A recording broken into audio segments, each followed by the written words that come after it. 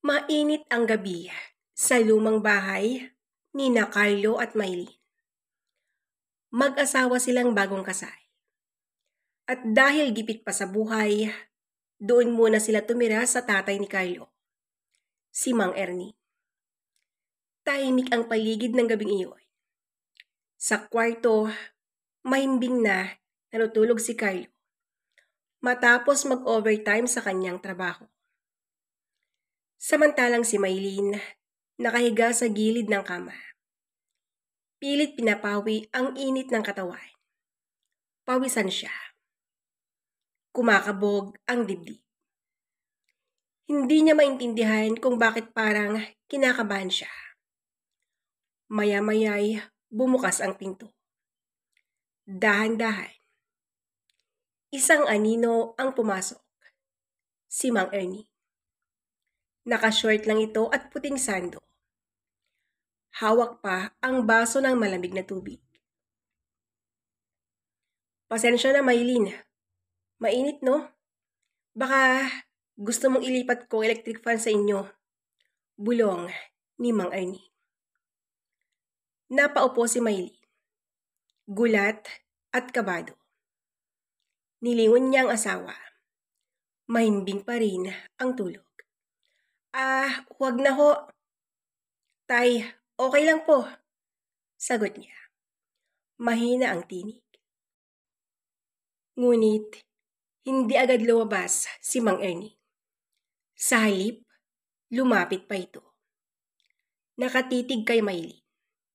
May kakaibang ningning sa mga mata ng matanda. Parang may pinipigil na matagal nang damdamin. Alam mo ba, Maylin? Halos pabulong na sabi ni Mang Ernie. Simula nang dumating ka rito, parang nabuhay ulit ang bahay na ito. Ang ganda mo, ang bait mo, para kang liwanag sa dilim. Nanlaki ang mata ni Maylin. Hindi niya alam ang isasagot. Kinabahan siya pero may kung anong kiliting dumaan sa kanyang dibdib. Tay, asawa po ako ni Carlo. Baka magising siya. Nanginginig na sagot ni Maylin. Ngunit, imbes na umatras, dahan-dahang umupo si Mang Ernie sa gilid ng kama. Ang lapit ng hininga niya. Ramdam ni Maylin ang init at bigat ng sitwasyon. Hindi ko naman siya sasaktan, bulong ng matanda. Pero, Maylin, huwag mong itanggi. Nararamdaman mo rin to, di ba? Nanahimik si Maylin. Sa loob-loob niya, galit siya sa sarili. Pero, hindi niya maikaila ang kaba. Ang kilig, ang tukso. Lumingon siya kay Carlo na tulog pa rin. Doon niya naramdaman ang tunay na bigat ng bawal na eksenang pinasok niya. Sa dilim ng gabing iyon, habang mahimbing ang asawa, nagsimula ang isang lihim na nagdulot ng apoy sa pagitan ng manugang at biyanan. Isang apoy na hindi dapat nagliyab, pero mahirap ng apulay. Kinabukasan, tila walang nangyari. Nagising si Maylin na parang wala lang. Nakahain ng almusal sa mesa at masayang kausap si Carlo sa ama. Pero sa loob-loob niya, hindi mapawi ang kaba at ala-ala ng kagabi. Habang kumakain sila, lihim na sumusulyap si Mang Erning kay Maylin. Hindi iyon nakaligtas sa kanya. Ramdam niya ang titig ng biyanan. Parang may gustong ipahiwatig na silang dalawa lang ang nakakaintindi. Han, mamayang hapon, baka mag-overtime ulit ako. Wika ni Carlo. Nakatingin kay Maylin. Si Tare na lang muna kasama mo rito. Biglang bumilis ang tibok ng puso ni Maylin. Ayaw niyang ipalata pero parang nahulog siya sa bita. Muli silang mapapatikit. Muling magtatagpo ng walang nakakaalam. Isang hapon, mag-isa si Maylin sa sala. Nanonood ng TV pero hindi makapag-focus. Nang bumukas ang pinto at pumasok si Mang Ernie. Parang may dumaloy na kuryente sa buong katawan niya. Mag-isa ka lang? Tanong ng matanda. Naupo sa tabi niya. Opo, mahinang sagot niya. Nanginginig ang kamay. Tahimik silang dalawa. Hanggang sa maramdaman ni Maylin ang bigat ng palad ni Mang Ernie sa kanyang tuhod. Napatingin siya rito. Kita ang seryosong mukha ng biyanay. Maylin, huwag ka nang matakot. Hindi ko ito ipagsasabi. Hindi rin malalaman ni Carlo. Bulong niya. Gusto sanang lumayo ni Maylin. Pero para siyang naestatwa. Sa halip na tumayo, nalatili siya roon. Sa halip na itulak ang kamay ng biyanay, hinayaan niyang dumulas paitaas. Tay, baka may makakita. Bulong niya, nanginginig ang boses. Walang makakakita. Tayo lang, Maylin, sagot ng matanda. At doon nagsimula ang mas matinding apoy sa mismong bahay na pinagsasaluhan nila. Habang walang asawa, tinikman ng biyanan ang bawal na tukso. At bawat segundo, bawat haplos, mas nagdagan ang bigat sa konsensya ni Maylin. Pero mas pinapalakas ang lihim na pagnanasa nilang dalawa. Mabilis lumipas ang mga araw. Para kay Carlo, normal lang ang lahat. Trabaho, bahay, tulog. Pero para kay Maylin at kay Mang Ernie, bawat oras na silang dalawa lang ang magkasama ay parang apoy na mahirap kontrolin. Isang gabi, late na naman umuwi si Carlo. Nasa sala si Maylin, nakahiga sa sofa. Habang si Mang Ernesto ay umupo sa gilid nito. Malapit, sobrang lapit. Hindi ko na kaya, Maylin, bulong ng matanda. Halatang nanginginig ang boses. Bawat araw na nakikita kita, mas lalo akong nahulog. Bawal man, pero hindi ko na kayang pigilan. Tay, huwag po. Baka mahuli tayo ni Carlo. Nanginginig na sagot ni Maylin. Pero sa halip na tumayo, nanatili siya roon. Ang katawan niya bumibigay na sa init ng sitwasyon. Pagkalipas ng ilang saglit, biglang bumukas ang pinto. Han, tawag ni Carlo mula sa pintuan. Pagod, pero masayang mukha. Parang binuhusan ng malamig na tubig si Maylin. At si Mang Erning, agad na umayos ng upo ang matanda. Kunwari, nanonood ng TV. Si Maylin naman, mabilis na tumayo at sumalubong sa asawa. Bakit gising ka pa? Tanong ni Carlo, niyakap siya. Hinihintay ka lang, sagot ni Maylin. Pilit pinapakalma ang boses. Habang niyakap siya ng asawa, nakita niya ang lihim na tingin ng biyanan mula sa sofa. Isang titig na malinaw ang sinasabi. Lihim natin to. Hindi niya malalaman. Kinabukasan, naghahanda ng agahan si Maylin sa kusina. Biglang yumakap mula sa likod si Mang Ernie. Kinabig siya ng mahigpit. Ramdam ang init ng katawan nito. Halos mahuli na tayo kagabi, bulong ng matanda. Pero mas lalo kong nasasabik, Maylin. Gusto kong sa susunod, wala nang makakapigil. Kinagat ni Maylin ang labi. Alam niyang mali. Alam niyang delikado. Pero sa bawat yakap at haplos ng biyanay, mas lumalalim ang lihim na apoy na ayaw niyang apulahin. Pagsapit ng napakalamig na gabi, mahimbing na natutulog si Carlo. Pagod mula sa trabaho. Sa tabi niya, si Maylin. Gising na gising pa rin. Nakapikit pero hindi makatulog. Ang dibdib niya, mabilis ang kabog.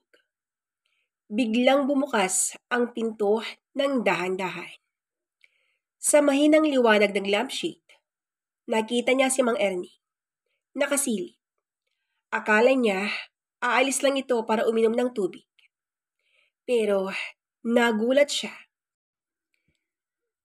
nang tuluyang pumasok at dahang-dahang isnarado ang pinto. Napakagatlabi si Maylin. Nilingon ng asawa. Mahimbing pa rin ang tulog nito.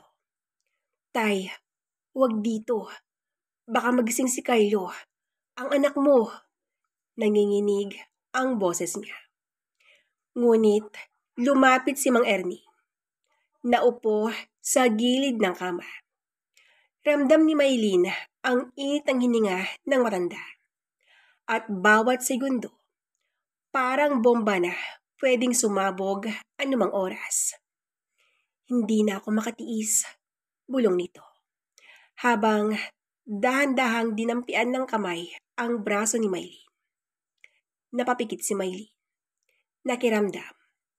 Ang kaba, ang takot, ang thrill. Lahat naghalo. Sa loob-loob niya, dapat siyang lumayo. Dapat niyang itulak ang benay. Pero, imbes na lumaban, nanatili siyang nakahiga. Halos hindi makahinga. Sa tabi nila, si Carlo. Walang kamalay-malay. Tulog na tulog. Habang sa mismong kama nilang mag-asawa, unti-unting nabubuo ang isang eksenang hindi dapat nagaganap. Maylin, kahit isang saglit lang, bulong ni Mang Ernie. Desperado, puno ng pagnanasa. At doon nagsimula ang pinakadelikadong lihim, ang pagtukso sa gitna mismo ng panganib.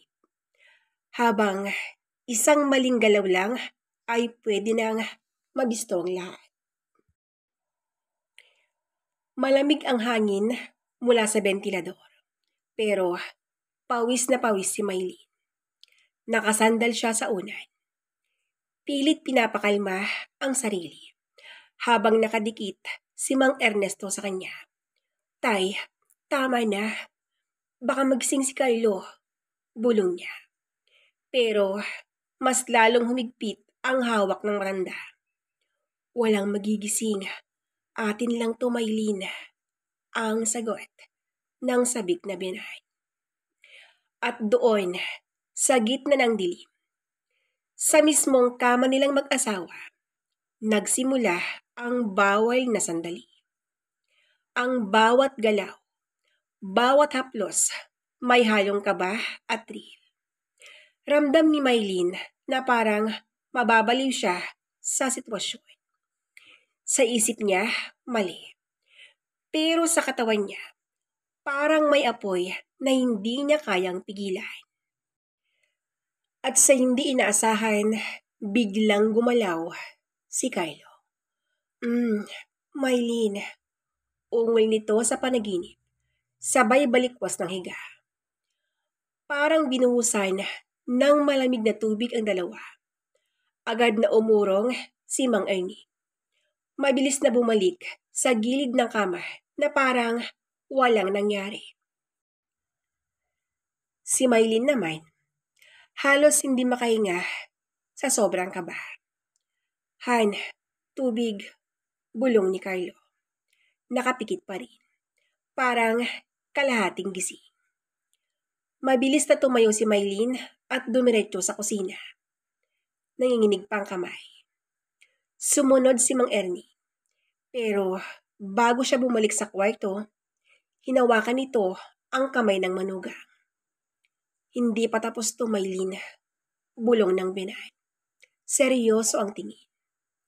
Kinabukasan, gaya ng dati, tila ba walang nangyari.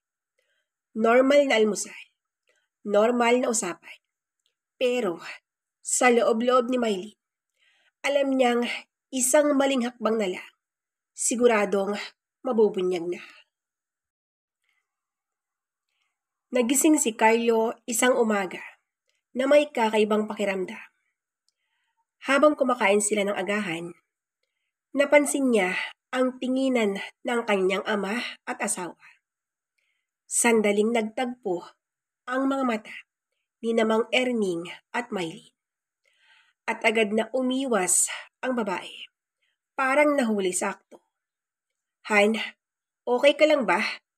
Parang ang tahimik mo? Tanong ni Carlo. Nakatitig kay Maylin. Oo naman. Pagod lang siguro. Mabilis na sagot ng asawa. Pilit ngumiti. Hindi na nagtanong si Carlo.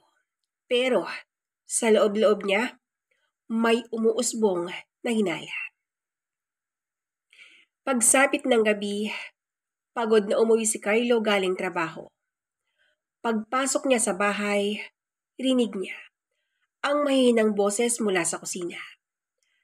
Dahan-dahan siyang lumapit at muntik nang matigilan nang marinig ang tinig ng kanyang ama. Hindi ko na kaya, Maylin. Gusto kong ikaw na lang. Kahit bawal, kahit mali.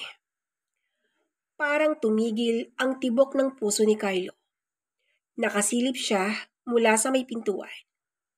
At doon niya nakita ang kanyang ama na nakahawak sa kamay ng kanyang asawa. Biglang bumitaw si Maylin. Halatang kabado. Tay, tama na ho. Baka mahuli tayo. Ang sambit ni Maylin. Nag-init ang dugo ni Carlo. Gusto na niyang sumugod, pero pinigilan niya ang sarili. Kailangan kong makasiguro. Bulong niya sa kanyang isip. Kinabukasan, nagbago ang kilos ni Carlo. Mas naging mapanuri. Mas madalas ang tanong. Han, saan ka kagabi? Nang lumabas ka ng kwarto? Tanong niya sa umaga. Nagpunta lang ng banyo. Sagot ni Maylin, iwas ang tingin.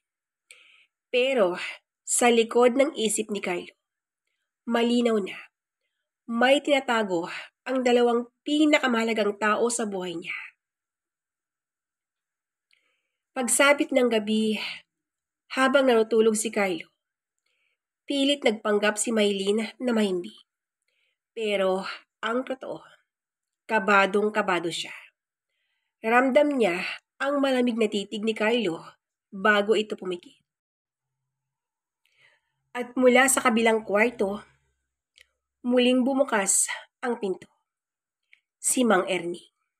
Pero ngayong gabi, hindi lang si Maylin ang gising. Nakadilat din si Carlo. Tahimik na nagmamasid. Handang sumabog ang lihim na matagal nang nakatago. Tahimik ang buong bahay. Mahimbing ang akting na tulog ni Carlo. Pero sa ilalim ng kumot, mariin ang pagkakahawak niya sa kama. Ramdam niya ang tibok ng sariling puso. Mabigat at mabilis. Dahan-dahang bumukas ang pinto. Lumapit si Mang Ernie. Maingat ang bawat hakbang. Naupo ito sa gilid ng kama at itinapat ang bibig sa tenga ni Maylin. Maylin, Hindi ko na kaya. Kahit nandito si Kylo, kailangan kita ngayon. Nagmulat ng mata si Miley. Gulat at kinakabahan. Tay, baka magising siya. Pabulong niyang sagot. Nanginginig. Pero bago pa siya makagalaw, dumausdos ang kamay ni Mang Erning sa kamay niya. Pinisil iyon ng mahigpit. Ang init ng hininga ng matanda. Ramdam niya. Ang kaba sa dibdib niya. Lalong tumitindi. At doon, biglang bumangon si Kylo. Walang hiya kayo? Malakas na sigaw ni Kylo. Galit na galit. Ano to? Ha? Ano tong nakikita ko? Nanlaki ang mata ni Miley. Mabilis na umatras si Mang Ernie. Napatayo, pero halatang wala nang may tatago. Anak, magpapaliwanag ako. Magpapaliwanag? Tatay kita. Asawa ko siya. Paano yun nagawa sa akin to? Nanginginig ang boses ni Kylo. Puno ng galit at sakit. Ang tingin niya kay Miley. Punong-puno ng puot at pagkadismaya. Maylin, mahal kita. Pero bakit? Lumuluha na si Miley. Hindi alam kung saan magsisimula. Kylo, hindi ko rin ginusto. Nadala lang, patawarin mo ako. Pero bago pa siya matapos, biglang sinuntok ni Kylo ang mesa. Halos mabasa. Hindi ko kayang patawarin. Lalabas ako. Umalis si Kylo ng bahay.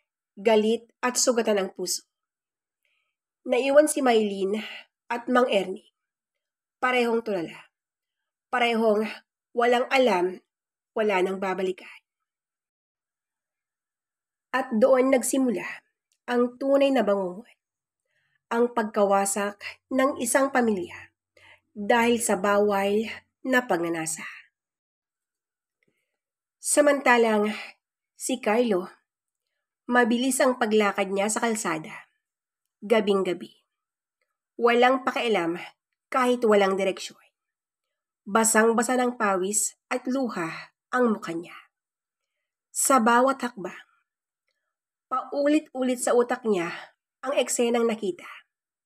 Ang ama niyang pinakamamahal at ang asawang pinangarap niyang makasama habang buhay.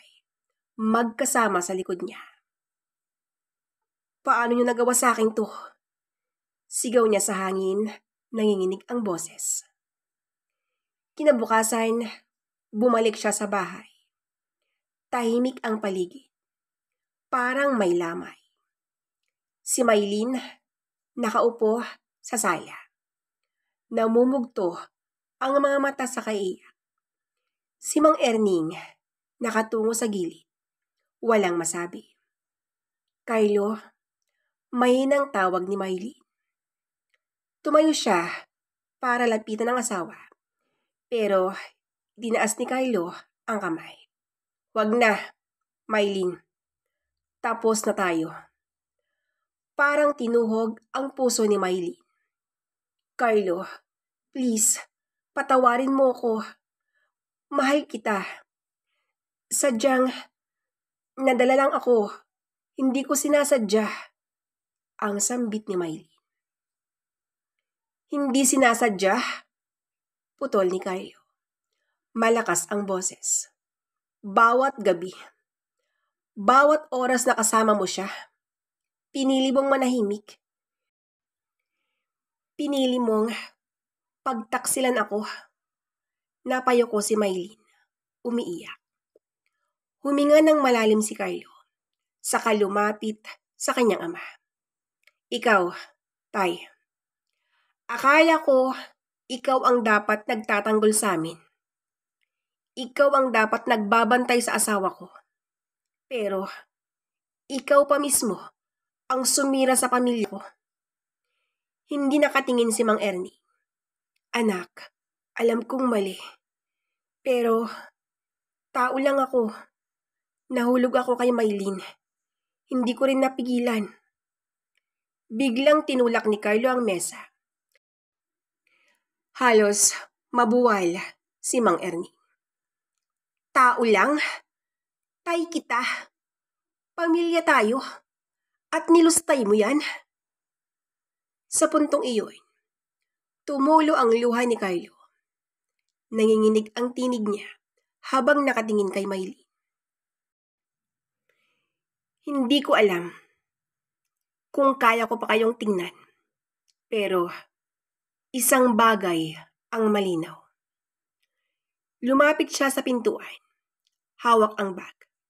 Aalis ako. At kahit kailan, hindi ko na kayong mapapatawad. At sa unang pagkakataon, tuluyang naglakad si Carlo palabas ng bahay na minsan ay naging tahanan niya. Habang naiwan sina Maylin at Mang Ernie. Parehong biktima ng sarili nilang pagnanasa.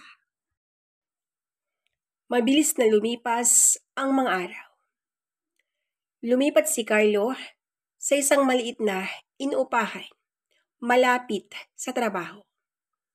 Tahimik ang gabi niya, pero puno ng galit at sakit ang puso. Minsan, habang mag-isa siyang umiinom, paulit-ulit niyang naalala ang mga gabing mahimbing siyang natutulog. Habang sa tabi niya, may nagaganap na pagtataksil. Hindi na ako babalik, bulong niya sa sarili. Mariing hawak ang baso.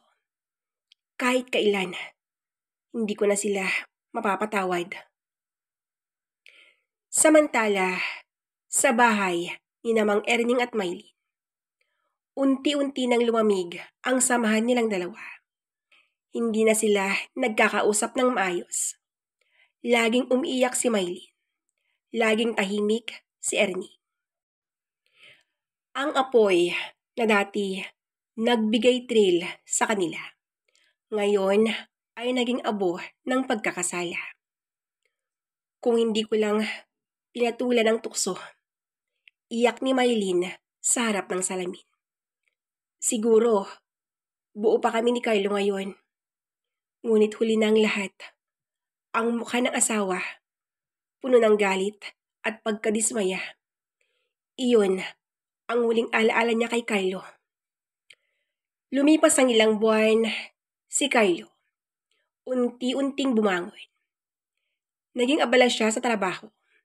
Tinanggap ang mga overtimes para hindi na siya makapag-isip ng masakit na nakaraan. Sa opisina, napansin siya ng isang bagong empleyada, si Lisa. Masayahin at mabait. Sir Carlo, coffee po. Alok nito, nakangiti. Napangiti rin si Carlo. Kahit papano, sa matagal na panahon, iyon ang unang ngiti na hindi pilit. Ngunit, sa kabilang banda, mas lalo namang lumulubog si Maylin. Halos mabaliw siya sa guilt. Hindi siya makakain, hindi makatulog, kahit anong gawin niya. Nakikita niya ang mukha ng asawang iniwan siya. Isang gabi, kinausap siya ni Mang Ernie. Maylin, hindi na tayo pwedeng ganito. Sinira natin ang pamilya. Huwag na nating dagdagan. Tumulo ang luha ni Maylin.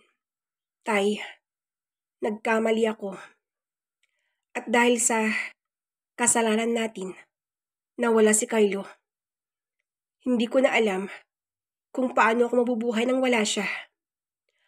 Habang si Carlo ay unti-unting natuto, muling magmahal sa piling ni Lisa.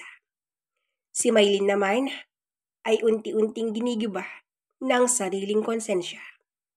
At si Mang Ernie, tahimik na pinapasan ang bigat ng kasalanang hindi na mabubura. Ang lihim na minsang nagbigay sa kanya ng apoy. Siya rin ang tuluyang sumira sa kanilang mga buhay. At dito na po nagtatapos ang kwento. Maraming salamat po sa inyong walang sawang pakikinig. God bless us all!